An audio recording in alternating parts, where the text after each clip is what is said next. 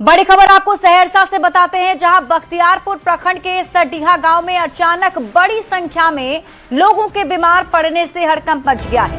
बताया जा रहा है कि करीब 100 लोगों को उल्टी और दस्त की शिकायत हुई। जानकारी के मुताबिक गुरुवार की शाम गांव में सत्यनारायण भगवान की पूजा आयोजित की गई थी। पूजा के बाद लोगों ने प्रसाद खाया, जिसके बाद उनकी तबीयत बिगड़ गई। गांव में अफरा तफरी का माहौल बन गया। सूचना मिलते ही मेडिकल टीम गांव पहुंची। घर घर जाकर बीमार लोगों का इलाज शुरू किया गया। अब तक करीब 50 लोगों का इलाज किया जा चुका है। वहीं मामले में प्रभारी चिकित्सा पदाधिकारी ने बताया कि मामला फूड पॉइजनिंग का लग रहा है।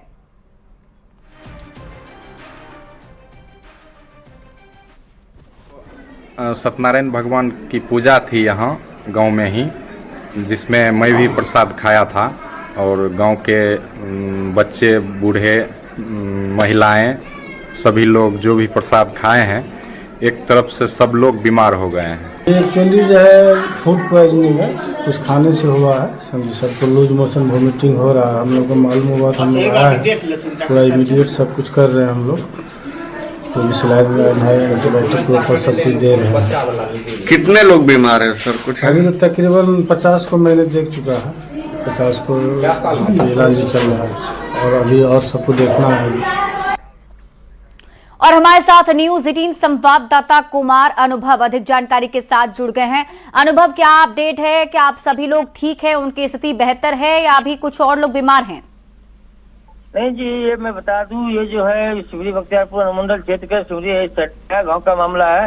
तो बृहस्पतिवार को जो है सत्यनारायण भगवान का पूजा था, इसी में लोग प्रसाद खाए थे। कल से जो है बीमार पड़ना शुरू हुए। उसके बाद जो है आज जो है मेडिकल की टीम पहुंची, तो तकरीबन 50 लोगों को जो है का इलाज जो है अभी चल रहा है। पानी चलाया जा रहा है और दवाइयाँ दी जा रही है। हालांकि गांव में ही जो है ये इलाज चल रहा है और वहाँ पे जो है घर घर जा करके जो लोग बीमार है उसको तो मेडिकल टीम देख रही है। अभी फिलहाल जो है ये चिंता का विषय नहीं है, कोई ऐसा ये नहीं है। हालांकि लोग सभी जो भी बीमार पड़े हैं वो उसकी स्थिति ठीक ठाक है और इलाज चल रहा है। जी ठीक है, आप इस खबर पर नजर बनाकर रखिए। शुक्रिया इस अपडेट के लिए अनुभव। और इस बीच आपको जेपीएससी आंदोलन से जुड़ी बड़ी खबर बताते हैं। जेपीएससी जेएसएससी परीक्षा में धांधली को लेकर एबीवीपी के कार्यकर्ताओं ने प्रदर्शन किया। कार्यकर्ता सीएम आवास का घेराव करने के लिए पहुंचे थे। प्रदर्शन के दौरान पुलिस और कार्यकर्ताओं के बीच धक्का मुक्की हुई। छात्रों ने बैरिकेडिंग पर चढ़ने की कोशिश की और इस दौरान कार्यकर्ता और पुलिस के बीच झड़प हो गई। तो बड़ी खबर आपको बता रहे हैं और तस्वीरें भी टीवी स्क्रीन पर आपको दिखा रहे हैं, जहां आप देख सकते हैं किस तरीके से रांची में दरअसल ये हंगामा हुआ है। जानकारी के मुताबिक यहां प्रदर्शनकारी और पुलिस के बीच में झड़प की भी खबर है। छात्रों ने बैरिकेडिंग पर चढ़ने की कोशिश की थी और इसी दौरान कार्यकर्ता और पुलिस के बीच झड़प हो गई।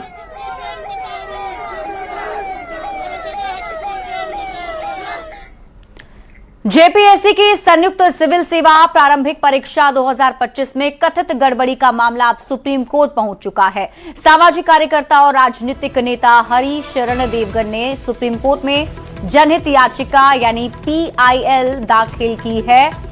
तो इस वक्त की बड़ी खबर आपको बता रहे हैं, जेपीएससी आंदोलन का मामला अब सुप्रीम कोर्ट पहुंच चुका है। जेपीएससी से जुड़ा मामला सामाजिक कार्यकर्ता ने सुप्रीम कोर्ट में पीआईएल दाखिल की है।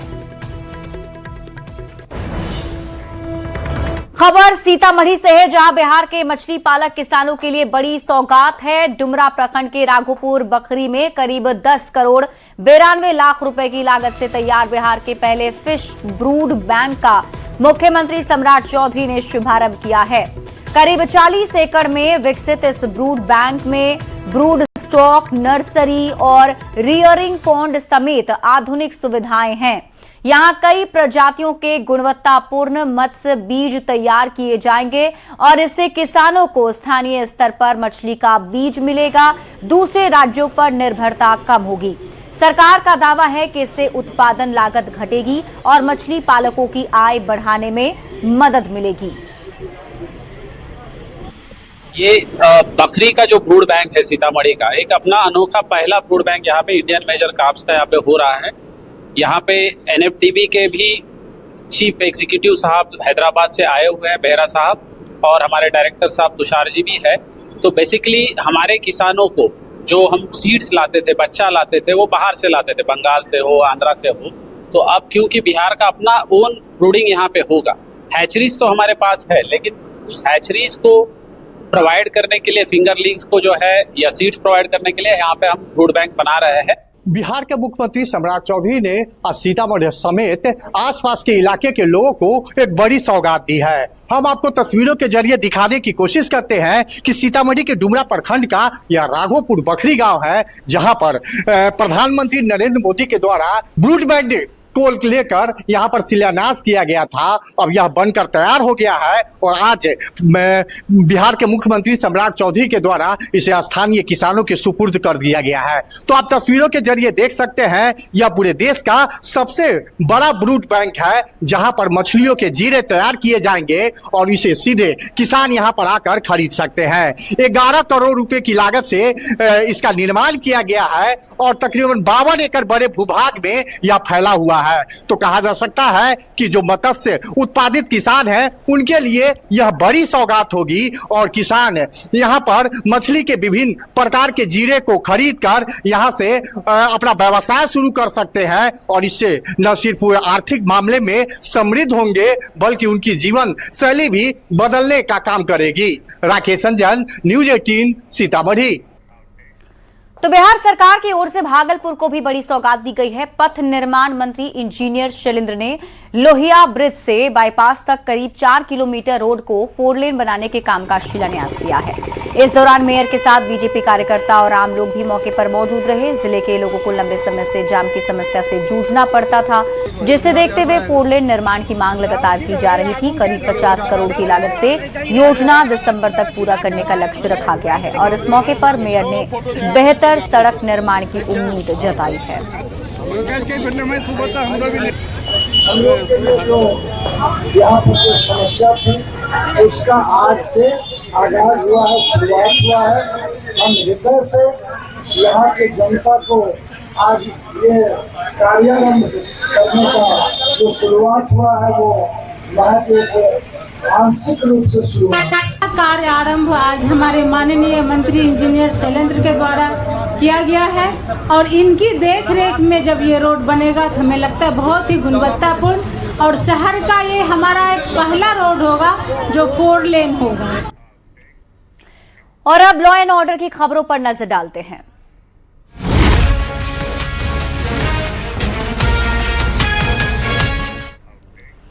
बड़ी खबर हजारीबाग से है, जहां पुलिस ने संगठित अपराध के खिलाफ बड़ी कार्रवाई की और प्रिंस खान राहुल दुबे गिरोह से जुड़े 4 आरोपियों को गिरफ्तार किया है। एसपी अमन कुमार ने बताया कि प्रिंस खान गिरोह के सक्रिय सदस्य अंकित कुमार पांडे को हिरासत में लेकर पूछताछ की गई। मोबाइल जांच में उसके दोनों गिरोह से संपर्क की जानकारी सामने आई। पूछताछ में अपराधी अंकित ने 25 जुलाई की रात 13 माइल के पास एनटीपीसी कोयला उत्खनन की गाड़ी पर फायरिंग मामले में शामिल होने की बात कबूल कर ली है। उसकी निशानदेही पर 2 और अपराधियों को गिरफ्तार किया गया है। इसके अलावा हथियार सप्लाई करने वाले अपराधी भी गिरफ्तार किए गए।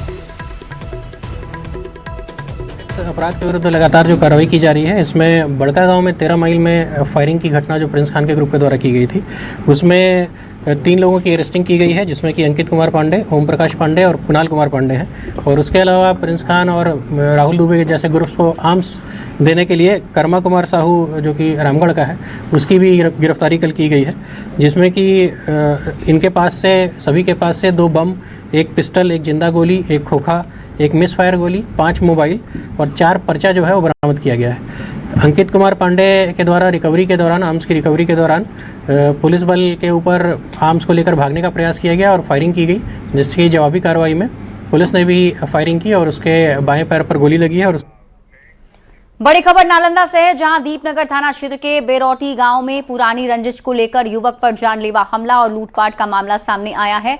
पीड़ित कन्हैया कुमार के मुताबिक घर से निकलते ही कुछ लोगों ने उस पर फायरिंग की, जिसमें वो बाल बाल बच गया। इसके बाद आरोपियों ने उसके साथ मारपीट कर सोने की चेन, अंगूठी और नकदी भी छीन ली। घटना से जुड़ा एक वीडियो भी सोशल मीडिया पर वायरल है। पुलिस ने प्राथमिकी दर्ज कर आरोपियों की तलाश शुरू कर दी है। हालांकि न्यूज 18 इस वायरल वीडियो की पुष्टि नहीं करता है, लेकिन तस्वीर आप टीवी स्क्रीन पर देख सकते हैं। थाना प्रभारी ने बताया है कि वायरल वीडियो पुराना है।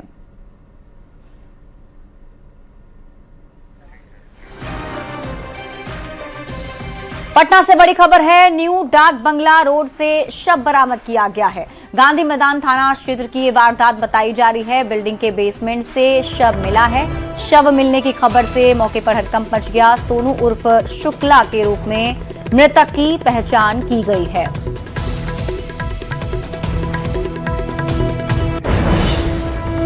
और अगली खबर भी आपको राजधानी पटना से दिखाते हैं, जहां एक्साइज इंटेलिजेंस ब्यूरो यानी EIB ने सूचना के आधार पर उत्पाद एवं मद्य निषेध की टीम ने पटना सिटी के अगमकुआं थाना क्षेत्र के शिवाजी कॉलोनी स्थित एक गोदाम में छापेमारी कर भारी मात्रा में प्रतिबंध कफ सिरप कोडीन फास्फेट बरामद किया है। उत्पाद एवं मद्य निषेध की टीम ने मौके से 148 कार्टन प्रतिबंधित कफ सिरप बरामद किया है।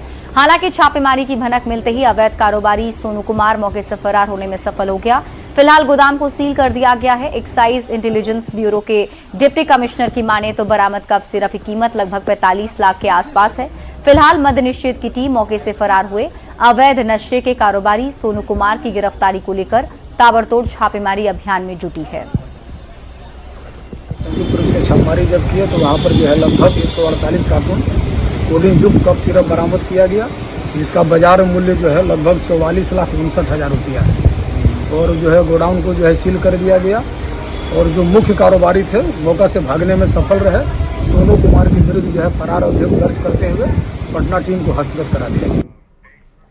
समस्तीपुर में शाहपुर पटोरी के श्रम परिवर्तन पदाधिकारी कार्यालय में एसडीएम ने छापेमारी कर ऑपरेटर समेत 3 लोगों को पकड़ा है और इन पर मुआवजा राशि के भुगतान के बदले रिश्वत मांगने का आरोप है। तीनों को पुलिस के हवाले कर दिया गया है। एसडीएम ने बताया कि इमाम सराय पंचायत के राजीव कुमार की करीब 1 वर्ष पूर्व मौत हो गई थी और इसके बाद उनकी पत्नी चमेली देवी ने श्रम विभाग से मिलने वाली मुआवजा राशि के लिए आवेदन किया था और इसी मामले में राशि भुगतान के बदले 15,000 रुपए की मांग की गई थी। मामले की जांच के बाद दोषी पाए जाने वाले लोगों के खिलाफ प्राथमिकी दर्ज कर कानूनी कार्रवाई की जाएगी।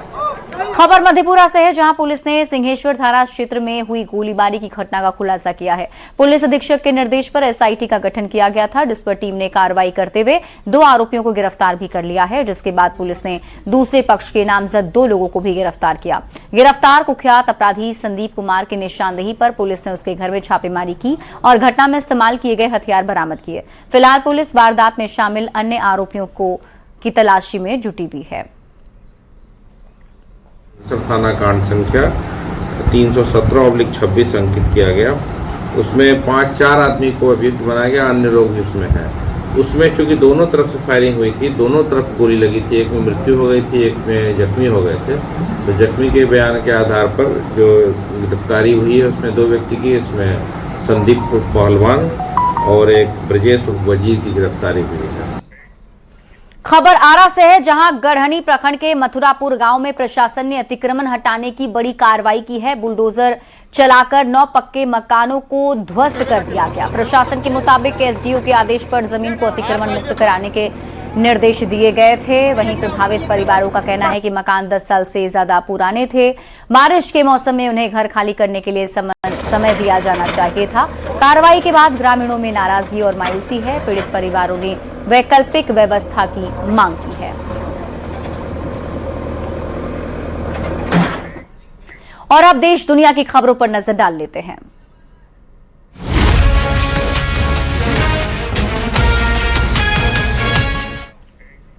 प्रधानमंत्री नरेंद्र मोदी आज Indian institute of technology IIT Delhi के 97वें दीक्षांत समारोह में शामिल हुए हैं और इस दौरान पीएम मोदी ने छात्रों को डिग्री भी दी। पीएम मोदी छात्रों को संबोधित करते हुए बोलते हुए नजर आए। मैं आप सभी को दिल से बधाई देता हूं। साथ ही पीएम मोदी ने कहा कि आज यहां बैठे हर छात्र के मन में कुछ ना कुछ चल रहा होगा। उन्होंने कहा कि वे बाबा बागेश्वर तो नहीं है कि छात्रों का मन पढ़ लें, लेकिन हर किसी के मन में कुछ ना कुछ चलता रहता है। आप सभी और सारे स्टूडेंट्स इस कार्यक्रम में उपस्थित हैं, लेकिन मन के किसी कोने में कुछ और चल रहा होगा। मैं तो बाबा बागेश्वर नहीं हूं, लेकिन कुछ तो चलता होगा। हर स्टूडेंट के मन में आने वाले कल की अपनी अपनी तस्वीर होगी। कई छात्र अपनी पहली सैलरी का इंतजार कर रहे होंगे, कोई नए शहर में नई शुरुआत की तैयारी में होगा, कई साथी अपने पहले स्टार्टअप का सपना देख रहे होंगे, किसी ने अगले कॉम्पिटिटिव एग्जाम का लक्ष्य बनाया होगा। बढ़ते आगे, बड़ी खबर हिमाचल प्रदेश से आ रही है, जहां हिमाचल प्रदेश के चंबा में बड़ा सड़क हादसा हो गया है। तीसा बैरागढ़ मार्ग पर बस पलटने से हादसा हो गया, जिसमें 7 लोगों की मौत हो गई है, जबकि 11 लोग गंभीर रूप से घायल बताए जा रहे हैं। बस में चालक और परिचालक सहित करीब 22 लोग सवार थे। जैसे ही बस देवी कोठी के पास स्थित चालुज मोड़ पर पहुंची, अचानक अनियंत्रित होकर गहरी खाई में जा गिरी। नेपाल में लगातार हो रही बारिश का असर अब मुजफ्फरपुर में दिखने लगा है। जिले की कई नदियां उफान पर हैं और निचले इलाकों में बाढ़ का पानी भी घुस गया है। कटरा प्रखंड की बररी पंचायत के कई घर जलमग्न हैं। बागमती नदी का जलस्तर लगातार बढ़ने से ग्रामीणों में दहशत है। वहीं कटरा औराई को जोड़ने वाले पीपा पुल पर तीसरी बार पानी चढ़ने से आवागमन बाधित हो गया है। इससे 14 पंचायतों के लोगों को 60 से 70 किलोमीटर अतिरिक्त दूरी तय करनी पड़ रही है। रेवा घाट, औराई, कटरा और गाय घाट में भी बाढ़ का खतरा बढ़ गया है। डर लगना है जही, हम सब कभी नहीं जाते हैं पानी में, जो डूम जाएगा तय के लिए नहीं जाते हैं। हम सब घरे में रहता है, सब लोग जाते हैं डूम के लेकर, हम नहीं जाते, जो डूम जाएगा तो कौन छानेगा। हमको नहीं जाते हैं पानी उनी में, तय के लिए नहीं जाते हैं। भर डांड होता है, भर गर्दन होता है, सब जाते हैं लेकर आते हैं, यह समस्या है। हरियाणा में भारी बारिश के बाद हुए जलभराव की खौफनाक तस्वीरें सामने आई हैं। फरीदाबाद रेलवे अंडरपास में पानी भर जाने से एक कार पूरी तरह पानी में समा गई। लोग कार को बाहर निकालने के लिए पहले कार की छत पर चढ़े, कार को पक्की रस्सी से बांधा और फिर ट्रैक्टर की मदद से उसे बाहर खींचा गया। फरीदाबाद से सामने आई ये ताजा तस्वीर जलभराव की खौफनाक स्थिति को बयां कर रही है। तो फरीदाबाद में तेज बारिश के बाद रेलवे अंडरपास के आसपास के इलाकों में भी भारी जलभराव हो गया है। पानी इतना बढ़ गया है कि एक बुजुर्ग शख्स इसमें फंस गए। बुजुर्ग को पानी में फंसा देख आसपास के लोग तुरंत मदद के लिए आगे आए। लोगों ने उन्हें अपनी पीठ पर उठाया और उफनते पानी के बीच से सुरक्षित बाहर निकाला। लोगों की सूझबूझ और तत्परता से बुजुर्ग की जान बच गई। तो फरीदाबाद में जलभराव होने से हालात गंभीर बने हुए हैं। रेलवे अंडरपास और उसके आसपास के कई इलाकों में पानी भर गया है। गाड़ियां और सड़कें पानी में समा गईं। घर के बाहर खड़ी गाड़ियां और यहां तक कि एक बस भी पानी में फंसी नजर आई। लगातार हो रही बारिश और जलभराव से आम जनजीवन बुरी तरह से प्रभावित हो गया है।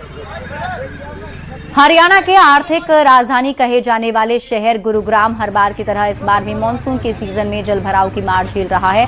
ताजा तस्वीरें गुरुग्राम के बजघेड़ा अंडरपास के नजदीकी सर्विस रोड की है, जहां पानी लोगों की कमर तक भर गया और गाड़ियां पानी में फंस गईं। दूसरी तस्वीर गुरुग्राम के धनवापुर रोड की है, जहां जलभराव के बीच बाइक बंद हो गई, जिसके बाद युवकों ने बाइक को कंधे पर उठाकर बाहर निकाला। जलभराव के बीच युवकों का ये वीडियो सोशल मीडिया पर तेजी से वायरल हो रहा है। देखिए, शहर शहर गड्ढों का कहर अब दिख रहा है। जी हां, बारिश के बीच देश के कई शहरों से सड़कों की बदहाली और हादसों की तस्वीरें सामने आ रही हैं। आगरा में सड़क पर भरे पानी के बीच सवारियों से भरा ऑटो गड्ढे में समा गया। हालांकि सभी को सुरक्षित निकाल लिया गया। लुधियाना में सड़क धंसने से करीब 30 फीट लंबा और 20 फीट गहरा गड्ढा बन गया है, जिससे मकान पर खतरा मंडरा रहा है। वहीं वाराणसी में पानी भरे गड्ढे में ऑटो पलटने का वीडियो वायरल हुआ। इसके बाद मेयर ने PWD अधिकारियों को फटकार लगाई है। यूपी के जालौन में मूसलाधार बारिश के बाद रगौली गांव में बड़ा संकट खड़ा हो गया है। निर्माणाधीन पक्के पुल की जगह बनाया गया अस्थायी पुल तेज पानी के बहाव में बह गया। पुल बहने का वीडियो भी सामने आया है। पुल के साथ संपर्क मार्ग को नुकसान होने से गांव का शहर से संपर्क कट गया है। इधर राजधानी दिल्ली में भी भारी बारिश के बाद कई प्रमुख सड़कों पर ट्रैफिक की रफ्तार काफी धीमी हो गई है। सराय काले खां से बाहरी रिंग रोड तक वाहनों की लंबी कतारें नजर आई। नेहरू नगर फ्लाईओवर पर भारी जाम के चलते वाहन रेंगते हुए दिखाई दिए। वहीं बारापुला फ्लाईओवर पर भी बारिश के बीच लंबा ट्रैफिक जाम लगा रहा। धीमी रफ्तार और लंबे इंतजार से वाहन चालकों को भारी परेशानी का सामना करना पड़ रहा है। खराब मौसम का असर हवाई यातायात पर भी पड़ा। आईजीआई एयरपोर्ट पर 652 उड़ानें लेट हुई, जबकि 17 उड़ानें रद्द करनी पड़ी। आईएमडी ने 25 राज्यों में भारी बारिश और आंधी तूफान का अलर्ट अभी जारी किया है। यूपी के दक्षिण पश्चिम हिस्से में बने लो प्रेशर सिस्टम की वजह से कई राज्यों में मूसलाधार बारिश की चेतावनी दी गई है। दिल्ली में बारिश की वजह से कई इलाकों में पानी भी भर गया है। बारिश की मार असम में भी देखने को मिल रही है। भारी बारिश और बाढ़ ने जमकर असम में तबाही मचाई है। कई लोगों की मौत हो गई है, हजारों लोगों के घर तबाह हो गए हैं। लेकिन अब असम के ही चराई देव जिले से आस्था और उम्मीद की एक ऐसी तस्वीर सामने आई जिसने लोगों का हौसला बढ़ा दिया। बाढ़ के तेज बहाव में मंदिर पूरी तरह ढह गया, चारों तरफ मलबा बिखर गया, लेकिन मंदिर में स्थापित हनुमान जी की मूर्ति अपनी जगह पर अडिग खड़ी रही। तबाही के बीच सुरक्षित बची ये मूर्ति अब स्थानीय लोगों के लिए सिर्फ आस्था का प्रतीक नहीं, बल्कि उम्मीद और हौसले की मिसाल बन गई है।